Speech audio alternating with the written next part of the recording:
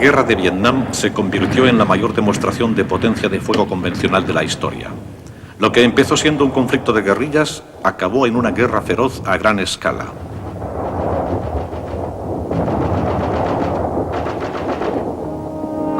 Vietnam.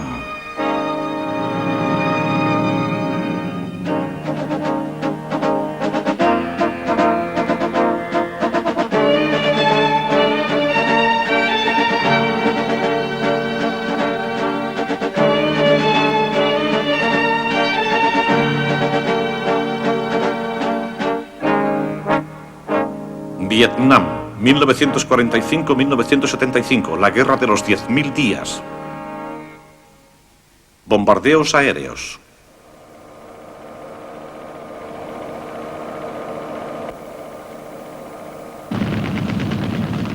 El helicóptero es la punta de lanza de las tropas terrestres americanas en Vietnam. Es una potencia de fuego móvil de una escala sin precedentes.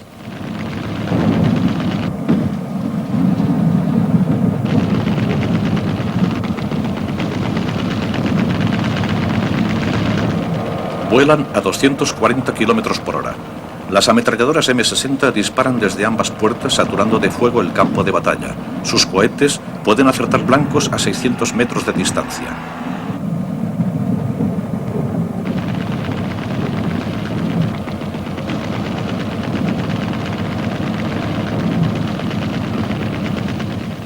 La potencia de fuego es la que capacita a producir el máximo número de bajas. La potencia de fuego y la movilidad configuran las tácticas del comandante en jefe, general William Westmoreland.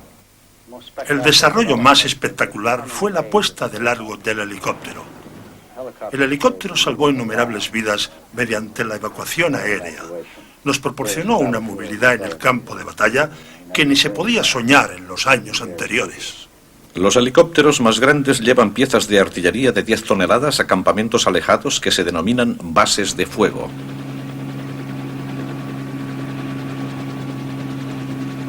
Una aplicación asombrosa de la potencia de fuego, una bomba de 6.000 kilos. Esta bomba gigantesca se utiliza para limpiar zonas de la jungla al objeto de que puedan operar los helicópteros o para construir bases de fuego. Le llaman Daisy Cutter, corta margaritas.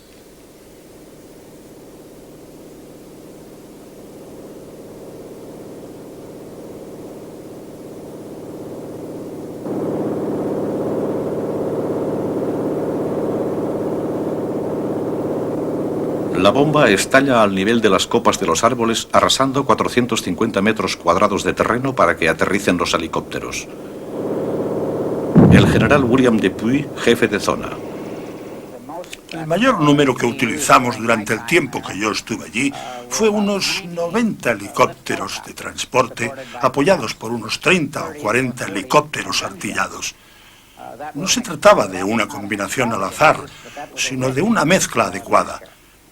Eso era suficiente para trasladar un batallón de infantería con todo su equipo, literalmente de una vez, y dejarlo en tierra de modo simultáneo. Eso significa que en cuestión de minutos se podría transportar a otro batallón en el campo de batalla a una velocidad de 140 kilómetros por hora. En muchas ocasiones pudimos transportar en el curso de una batalla corta, y casi todas eran cortas, quizá de una hora u hora y media a lo sumo, tal vez 2 o 3 batallones en ese corto periodo de tiempo. La tecnología de los helicópteros permite grandes operaciones por sorpresa contra las zonas en que se han infiltrado los comunistas. El comandante Joe Anderson describe una típica misión de infantería. 2 helicópteros de exploración volaban en busca del enemigo, pero ambos helicópteros fueron abatidos. Mi sección estaba en un helicóptero de transporte de camino a otro punto, cuando abatieron a esos helicópteros. Así que nos llevaron al lugar de lo ocurrido y nos dejaron en tierra para que bloqueáramos la salida del enemigo de esa zona. Luego, el resto de la división de caballería respondió a la agresión y se unieron a nosotros. Aterrizamos a primera hora de la mañana y luchamos todo el día. Un total de 7 compañías acudieron a la zona. Rodeamos el poblado, lo bombardeamos y luchamos toda la noche. Al día siguiente, finalmente, lo rebasamos y dimos la operación por concluida. Con frecuencia, las secciones o helicópteros de reconocimiento localizaban lo que parecía ser un campamento base de los norvietnamitas. Me acuerdo específicamente de una ocasión en que una sección de exploración había identificado un gran número de casamatas. Los norvietnamitas ignoraban que les habíamos detectado. Esperaban refuerzos antes de lanzar su propia operación. Siempre que localizábamos a los norvietnamitas, los helicópteros de transporte llevaban nuestras tropas a la zona de aterrizaje más próxima posible. El mando norteamericano piensa hacer aterrizar a las tropas en helicóptero muy al este de los comunistas. Su tropa hará primero un movimiento diversivo alejándose del campamento y volviendo de pronto sobre sus pasos para atacar.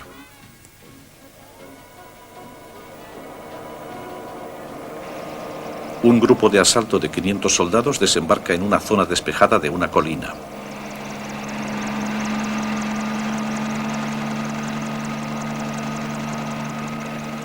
Se reúnen e inician un desvío de algunos días antes de regresar.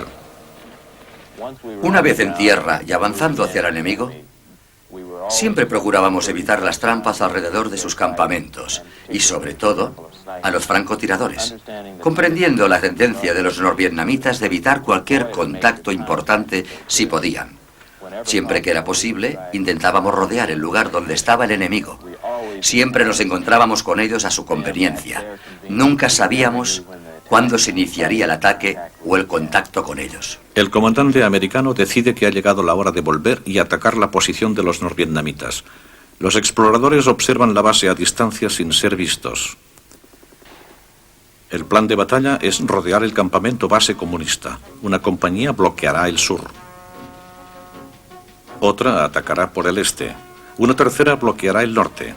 Y una cuarta avanzará a marcha forzada y atacará desde el noroeste. Las tropas avanzan. Una sección de exploración entra en combate contra un pelotón de vigilancia norvietnamita en la ladera de la colina. Se inicia la batalla. Cuando empezaba, siempre era una sorpresa. Siempre había confusión al intentar averiguar el tamaño de la fuerza enemiga, de dónde disparaba y cómo teníamos que reaccionar. Para ayudarnos a localizar e identificar al enemigo, con frecuencia pedíamos helicópteros de reconocimiento. Se ha localizado la zona de acción.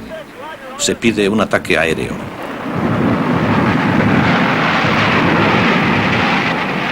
Los norvietnamitas se acercan a los americanos.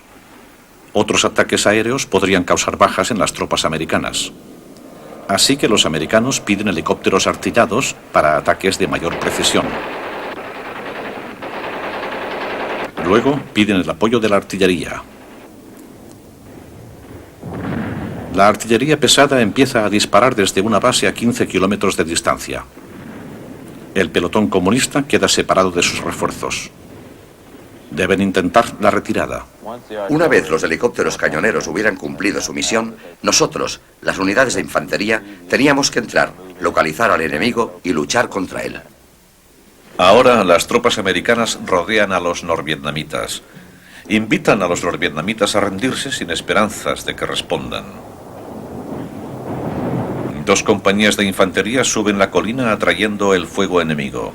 Una tercera compañía ataca desde el norte, arrasa el campamento comunista.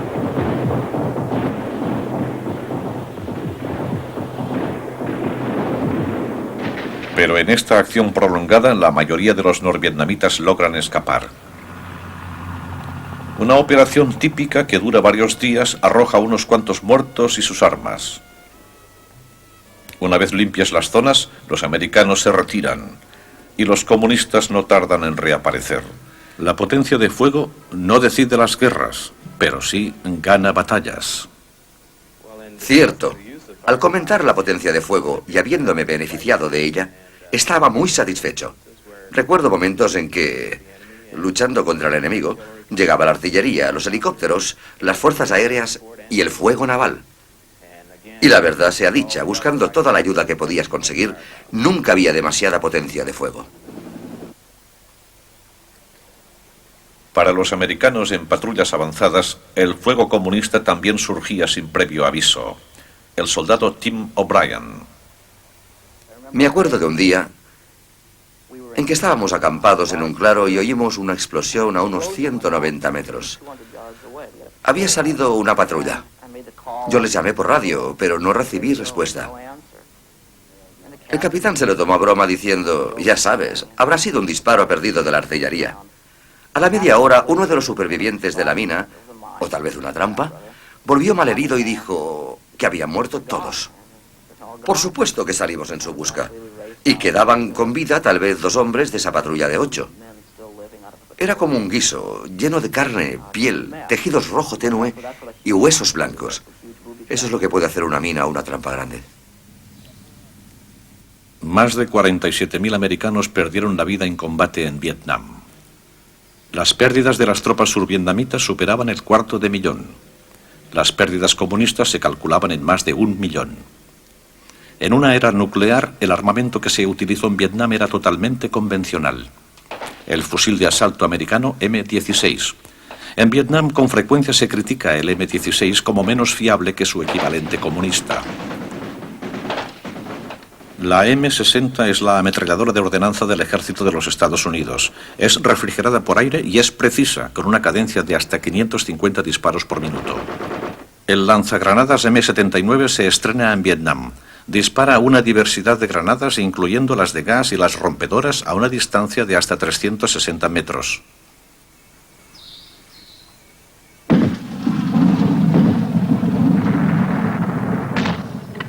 El mortero medio ordinario americano de 81 milímetros con un alcance de 4,8 kilómetros.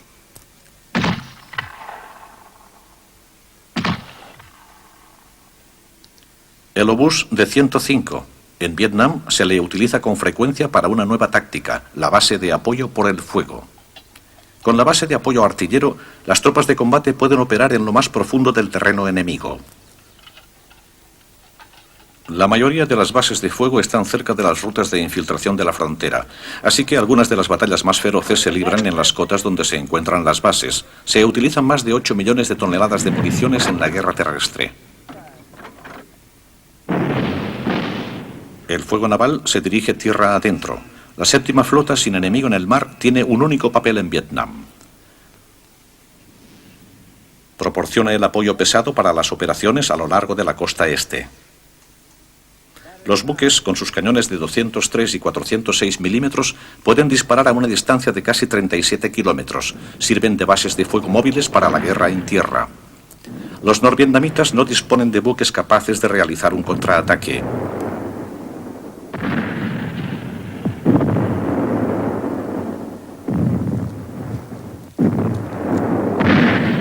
La artillería costera comunista no tiene el alcance necesario para el contrafuego, pero la milicia y el ejército norvietnamita están equipados con las mejores armas soviéticas y chinas.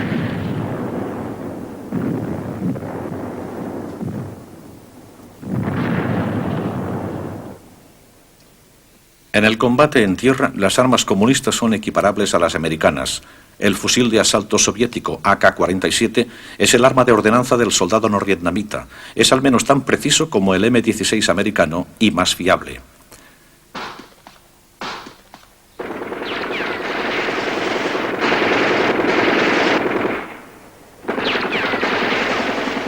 El lanzacohetes móvil B-40. Esta arma comunista es una de las más temidas en Vietnam. Lanzado desde un pequeño tubo, su proyectil puede perforar 30 centímetros de blindaje. La infantería americana no tiene ningún equivalente al B-40. Al principio de la guerra, muchas zonas de Vietnam del Norte respondían solo de una forma primitiva a los ataques aéreos americanos. Utilizan armas de infantería simples y anticuadas. Pero por sorpresa de los expertos, esas armas portátiles derriban unos cuantos aviones americanos. En ciertas zonas, los pilotos americanos se ven obligados a limitar las tácticas de vuelo a baja altura. Los cañones antiaéreos soviéticos tienen un alcance de 1,6 kilómetros y una cadencia de 3 disparos por segundo. Esta artillería es responsable del 80% de los aviones americanos abatidos. A lo largo de la guerra, Estados Unidos pierde 2.500 aviones y otros 2.500 helicópteros. Pero el terreno accidentado de Vietnam vence algunas tecnologías americanas. Los carros de combate tienen poco éxito.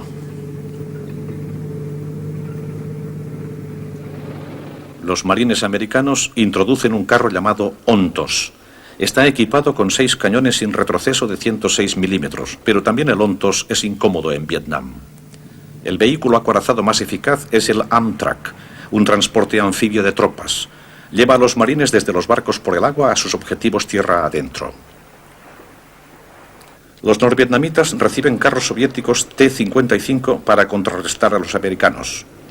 También reciben el cañón de campaña soviético de 130 milímetros. Dispara proyectiles de 33 kilos a una distancia de casi 30 kilómetros. No obstante, las armas simples son las más destructivas en el combate en tierra. Pistolas guerrilleras artesanales, rústicos morteros hechos de tubos, minas y trampas explosivas. Las armas portátiles causaron más de la mitad de las bajas americanas en Vietnam en comparación a una tercera parte en la Segunda Guerra Mundial y la Guerra de Corea.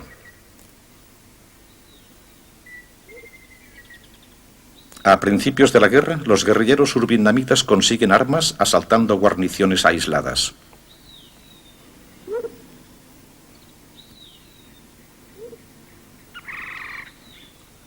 Con destreza, los expertos guerrilleros crean nuevas armas con los modelos americanos encontrados o capturados. Estudiando la construcción del armamento americano, pueden retirar la delicada espoleta de una bomba.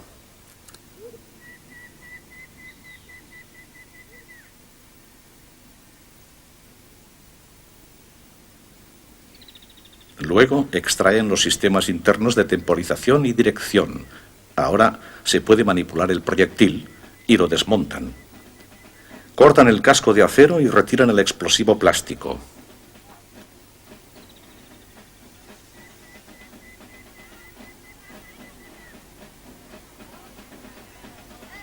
En un taller más bien primitivo, cortan el metal en aros de acero que luego convierten en la envuelta exterior de potentes minas.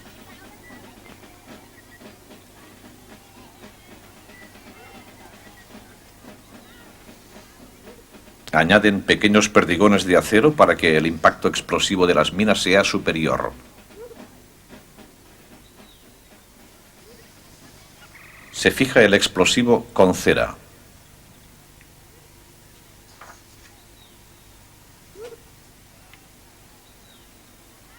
El producto se acaba y almacena en una improvisada fábrica de armamento.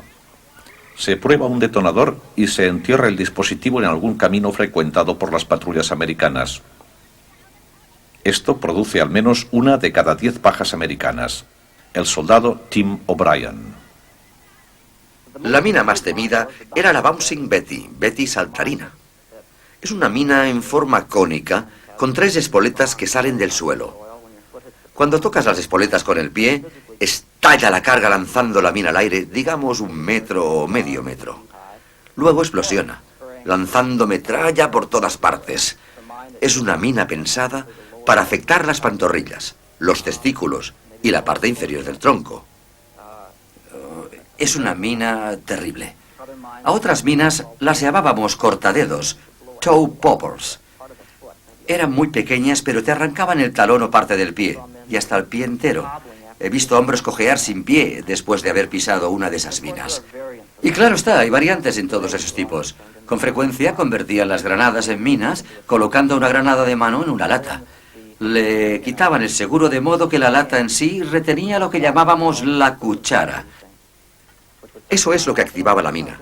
Le ataban un cordón a la granada de modo que, cuando ibas andando por un sendero, tropezabas con el cordón, lo que sacaba la granada de la lata, soltaba la cuchara y la granada estallaba. Es un dispositivo ingenioso. En Vietnam, encabezar una patrulla es el trabajo más peligroso.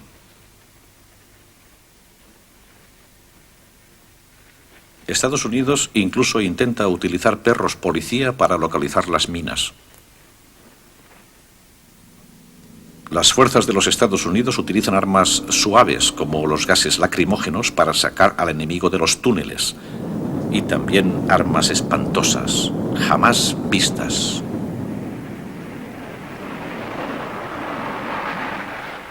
Napalm. Este explosivo gelatinoso se emplea extensamente. Con frecuencia se le llama arma inhumana. Una bomba antipersonal. Lanza centenares de perdigones metálicos. Estos dispositivos fueron diseñados para su empleo en Vietnam. Los norvietnamitas afirman que causan muchas bajas civiles. Esta película fue rodada por una comisión de investigación japonesa. Una sola y pequeña bomba contiene miles de perdigones capaces de penetrar muros. Muchas de las bombas antipersonal no estallan. Las convierten en trampas explosivas contra los americanos. Uno de estos dispositivos se consigue atando varillas de acero alrededor de un cartucho de dinamita con un detonador a control remoto. Primitivos o sofisticados, los objetivos de ambos bandos incluyen una guerra a distancia. El misil antiaéreo Raytheon Hawk. Rodean las bases americanas en Vietnam del Sur, pero pocos aviones comunistas se atreven a dirigirse al sur. Los norvietnamitas obtienen defensas aéreas igual de sofisticadas. Una de ellas es el misil tierra-aire soviético llamado SA-2. Tiene un alcance de 9 kilómetros. En ambos bandos, el armamento y el número de soldados aumenta en ciclos crecientes. El general Dupuy, jefe de zona. Lo que caracterizaba a cada uno de estos ciclos es que pasaban a un plano muy alto. En otras palabras, el número siempre era superior a la vez anterior. Se empleaban más tropas. Y creo que el personal civil no comprende que al final, en el momento crítico, había 22 divisiones norvietnamitas en acción. Eso es superior en número al ejército actual de los Estados Unidos. Así que aquellos que creen que se trataba de una guerrilla sofisticada y sutil, librada a favor de los habitantes de los pueblos y poblados, solo tienen razón a medias. De eso se trataba, pero también fue una guerra feroz, dura y a gran escala.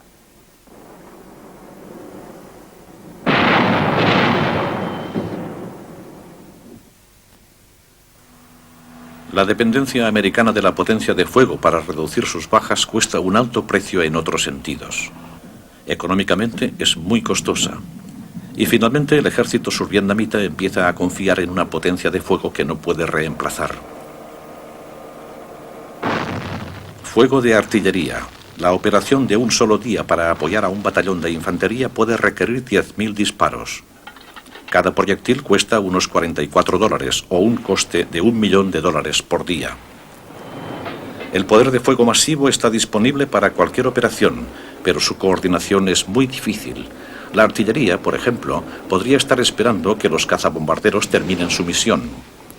Los helicópteros artillados esperarán mientras disparan los cañones navales.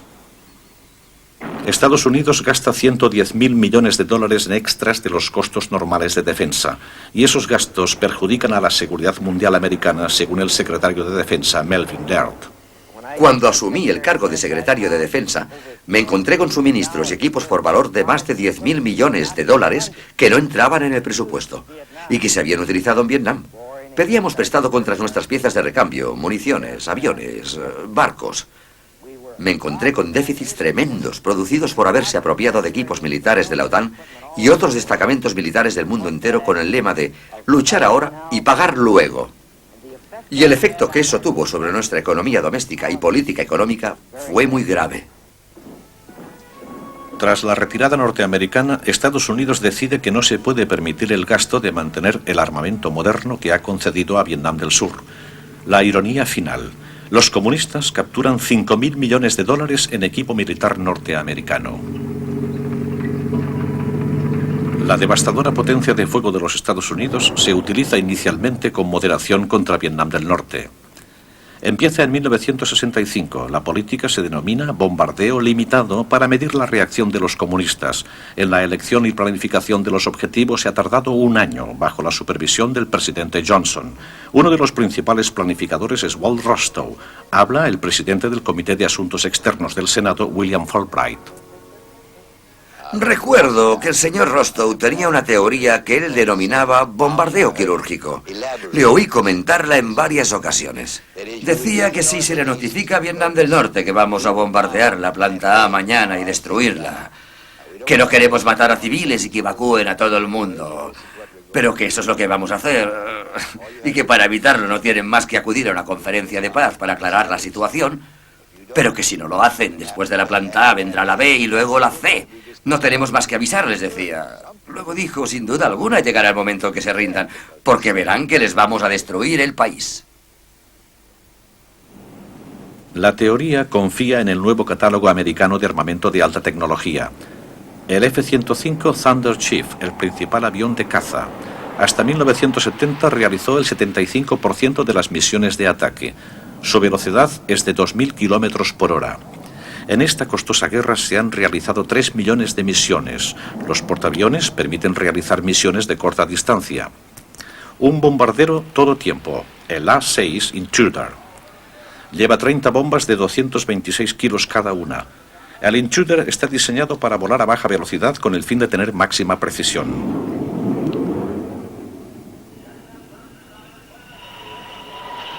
El supersónico F-4 Phantom se utiliza para proteger a los bombarderos volando por delante para atacar a la artillería antiaérea. Más de 40 tipos de aviones de ataque están constantemente sobre Vietnam.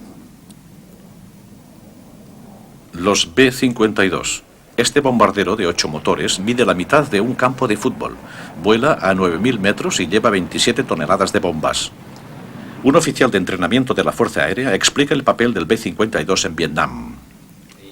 El uso que le damos al B-52 aquí es el de otra arma de apoyo táctico en el campo de batalla inmediato.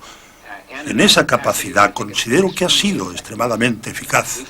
La mayor eficacia del B-52 es su enorme carga útil.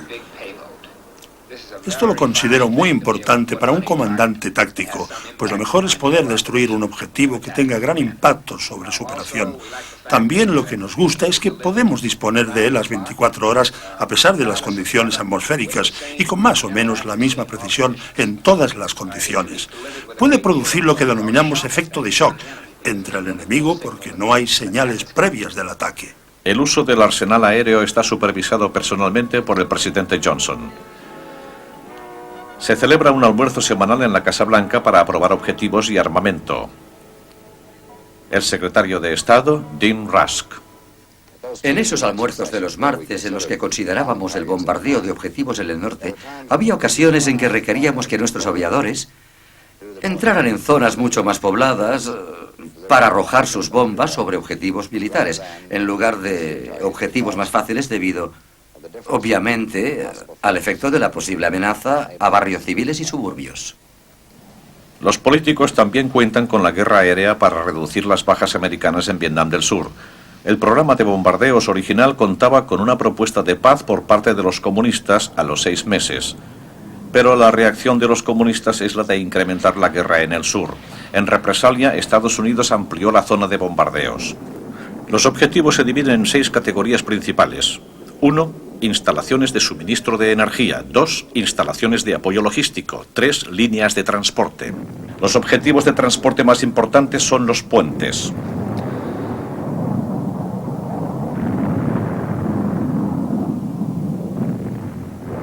Cuatro, complejos militares.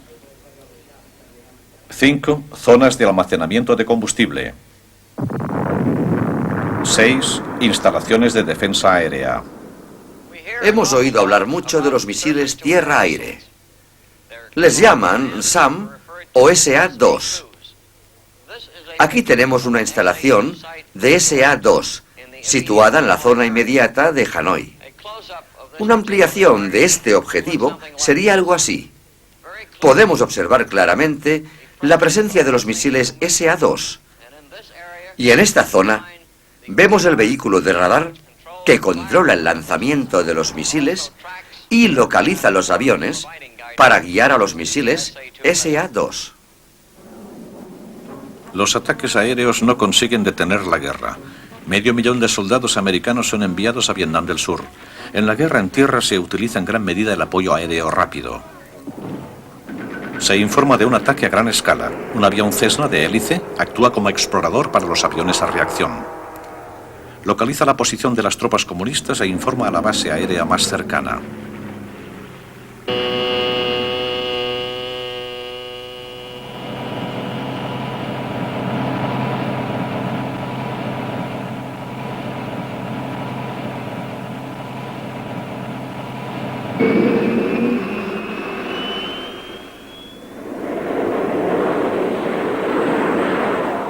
El apoyo aéreo llega a la mayoría de las zonas en cuestión de minutos.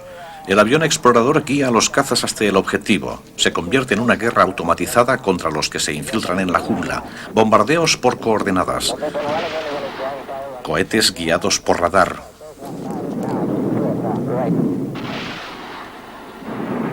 Napalm, que quema un radio de 30 metros de un solo golpe. Satélites barren los remotos caminos de la jungla. Técnicos informáticos en Tailandia y Guam identifican los objetivos para los bombardeos a control remoto. A pesar de la tecnología, la infiltración comunista en Vietnam del Sur aumenta. En Vietnam del Norte, batallones especiales de trabajo reparan los daños producidos por los bombardeos. Hanoi afirma que con tan solo 20 camiones de suministros llegando al sur cada día se podrá mantener la guerra. 1967. Hanoi y Haiphong preparan sus defensas contra los bombardeos. 200 lanzadores de misiles y 6.000 cañones antiaéreos hacen que las ciudades sean prácticamente inmunes a los aviones que vuelan a baja altitud. Los misiles tierra-aire son los soviéticos SA-2 llamados SAM. Montados sobre remolques, los SAM no dejan de desplazarse para evitar su detección. Vietnam del Norte también recibe cazas MiG-17 soviéticos y luego el MiG-21 superior. Algunos MiG-21 operan desde bases seguras en el interior de China. Los MiG-21 derriban 90 aviones americanos, pero en combate aéreo sobre Vietnam del Norte, los Estados Unidos afirman una ventaja de derribo de 2-1 a su favor. El arma de combate aéreo principal de los americanos es el misil Sidewinder. Desplazándose a 2,5 veces la velocidad del sonido, puede acertar un objetivo a una distancia de 9 kilómetros. Localiza el avión enemigo siguiendo el calor de su tobera de escape.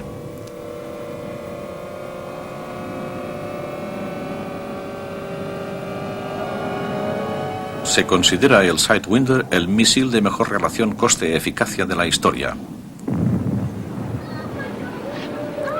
Al intensificarse la guerra aérea, se evacúa Hanoi. Todos los niños y civiles no esenciales son enviados al campo, donde casi todo el mundo tiene parientes. Agujeros en el asfalto de todas las calles proporcionan una defensa simple y económica. Con un aviso de tan solo unos minutos, las calles se vacían y la gente acude a sus refugios antiaéreos individuales.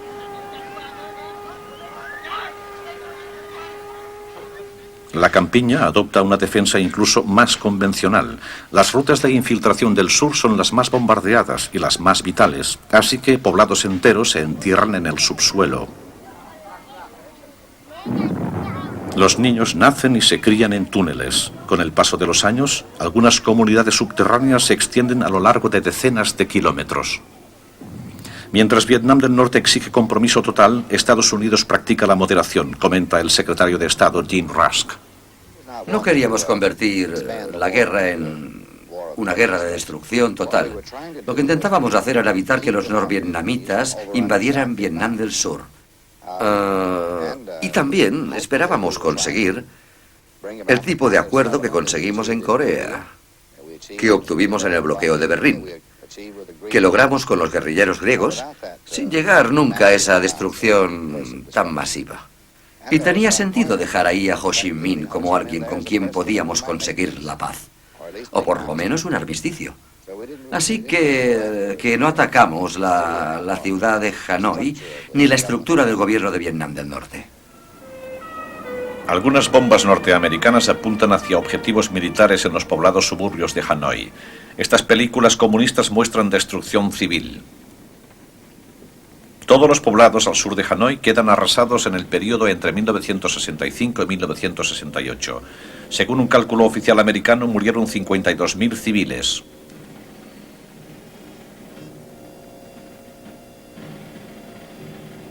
El norte no revela sus bajas. Sus 20 millones de habitantes soportan 800.000 toneladas de bombas. La población civil se moviliza en equipos de miles de personas. Se reconstruyen presas, puentes y carreteras con escasos recursos materiales. Una guerra aérea diseñada para durar 6 meses ya dura 6 años.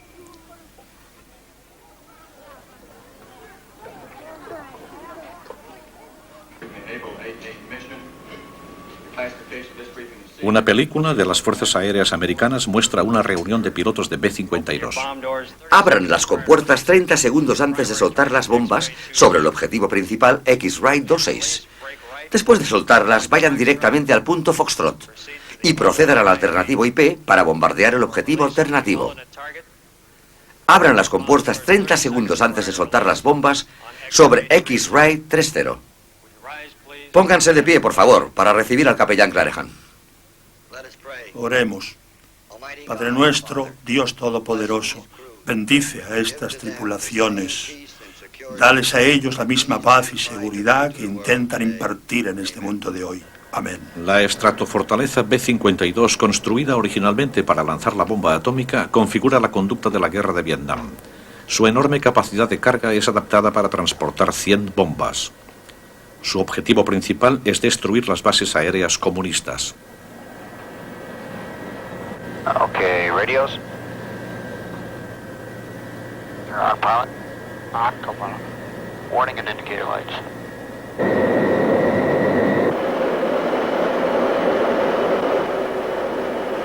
16.0 seconds. Ready, now.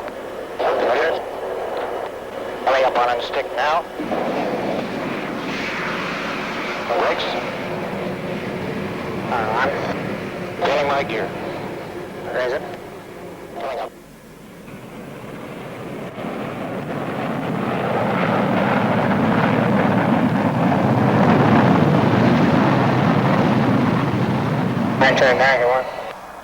El B-52 vuela a una altura de 9 kilómetros sin que se le vea ni se le oiga. Depende de los informes para localizar el objetivo. De no ser así, bombardearía a ciegas.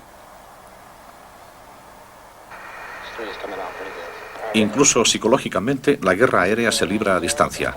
Las tripulaciones de los aviones están entrenadas para ser emocionalmente frías. Además, la compleja electrónica exige toda su atención y la fuerza destructiva que controlan y transportan podría sobrecargarles emocionalmente.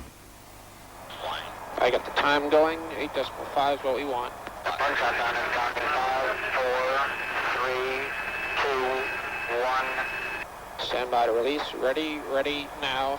Bombs right.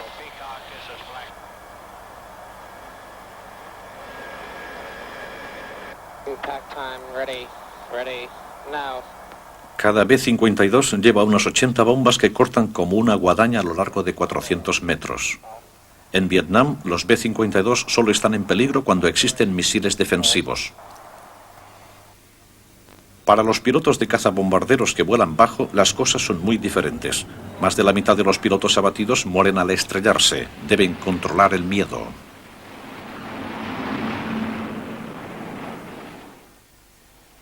A veces da mucho miedo.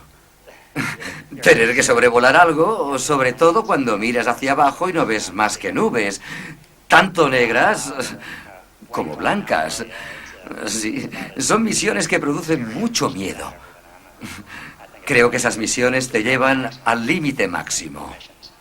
Si consigues meterte detrás de una loma, el radar no puede dirigir un misil hacia ti, pero cuando te metes en el delta sobre tierra llana, en ese anillo de 30 millas alrededor de la ciudad de Hanoi, es espantoso. Yo les llamo misiones de garganta seca. Normalmente cuando dejo el objetivo detrás, le doy a la botella de agua hasta dejarla seca. Misiones de garganta seca.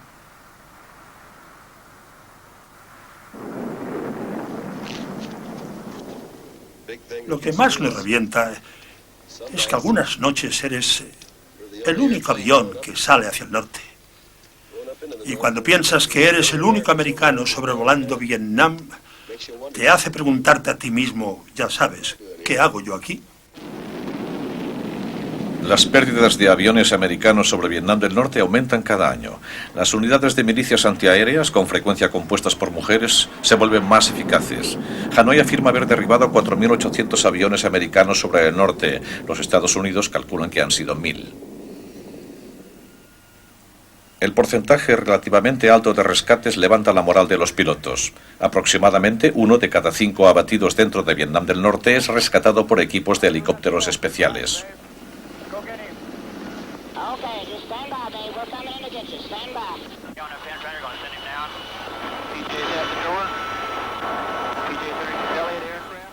Dos Sikorsky patrullan la frontera constantemente.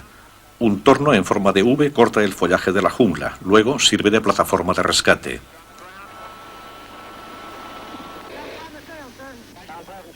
Los cazas acuden para proporcionar fuego de protección.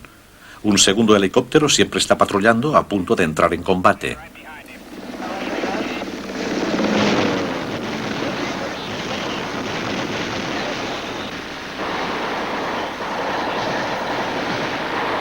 A los helicópteros de rescate se les conoce como los alegres gigantes verdes. Más de 200 pilotos son rescatados de Vietnam del Norte.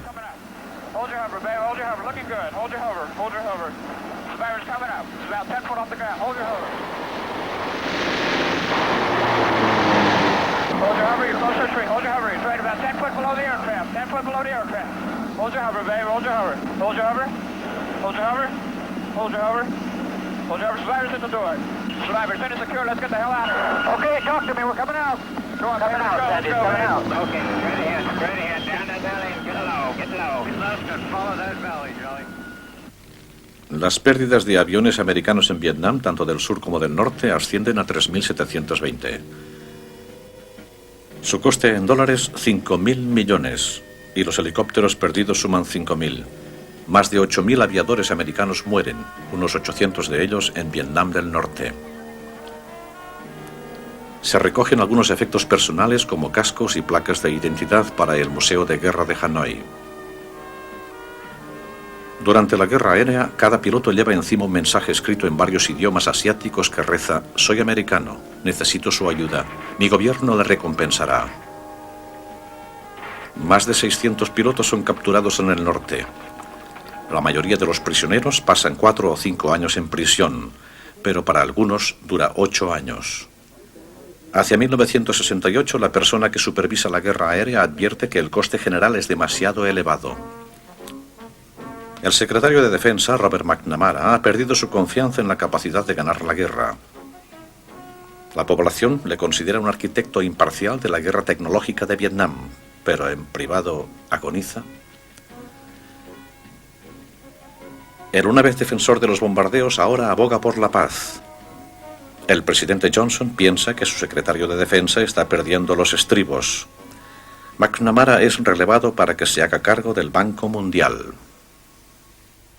Durante muchos largos y muy exigentes años, Bob McNamara ha dirigido nuestro sistema de defensa, ha ayudado a darle a América la fuerza militar más eficiente de su historia. Y ahora intentará construir la clase de mundo que de por sí pueda justificar esa fuerza. Y ahora, en público, se nota el desánimo de McNamara. Señor presidente, no encuentro las palabras para expresar lo que hoy hay en mi corazón. Y creo que será mejor que responda en otra ocasión.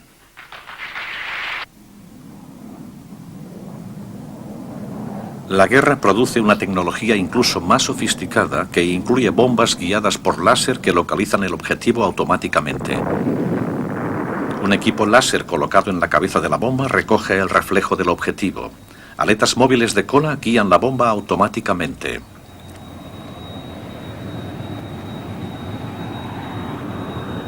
Un experto en armamento, el general William Dupuy. Sin duda recordarán la tan cacareada historia del puente de Tan Hoa. No sé cuántas historias habrán contado ni cuántas toneladas de bombas se usaron en intentos de destruirlo, pero lo consiguió la bomba dirigida por láser y aparentemente en el primer intento. La guerra siempre engendra grandes gastos en alta tecnología y municiones de precisión. Aunque se hayan estrenado tan solo en la guerra de Vietnam, su importancia real queda para el futuro.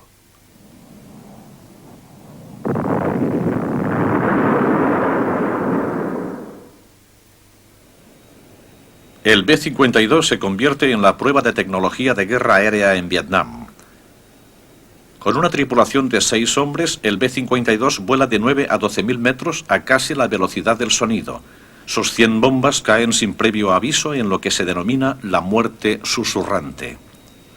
Sus defensores consideran al bombardero B-52 como el arma más eficaz en la guerra aérea de Vietnam. Sus detractores lo comparan a un hacha voluminosa más adecuada para astillar árboles que unidades comunistas. Para mayor efectividad, los B-52 tienen que atrapar a las unidades norvietnamitas en campo abierto. Así, se calcula que 1 de cada 3 hombres morirán dentro del radio de la explosión. Pero en la guerra de la jungla, las unidades comunistas casi siempre están a cubierto. Un estudio periodístico indica que en las zonas de la jungla se requieren 3 B-52 lanzando 80 toneladas de bombas para matar a un solo infiltrado. El coste es de unos $140.000. Por lo tanto, sus detractores consideran el B-52 como un método de combate costoso e ineficaz. Como dijo uno de ellos, es como utilizar un martillo pilón para matar moscas. Y según avanza la guerra, la única solución es emplear más y más B-52 sobre las vías de infiltración. Los problemas de seguridad también reducen la eficacia de los B-52. A veces, los funcionarios locales tienen que aprobar los objetivos, así que los agentes comunistas pueden averiguar los bombardeos inminentes. Las fuerzas aéreas de los Estados Unidos deben avisar a las líneas aéreas internacionales que se alejen de las rutas de los bombardeos. Esto también puede alertar a las fuerzas de tierra comunistas. Aunque se hayan incrementado los bombardeos, la infiltración de tropas y suministros continúa. Estratégicamente, la guerra aérea es un fracaso.